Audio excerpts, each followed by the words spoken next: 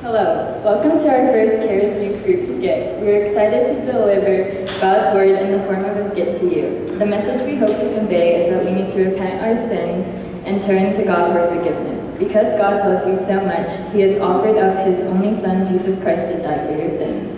If you have not received Jesus Christ as your Lord and Savior, then God is waiting for you to accept Him into your heart. If you have already received Jesus Christ as your Savior, but have been living a worldly lifestyle, then like the prodigal son's father, He is patiently waiting for you to return.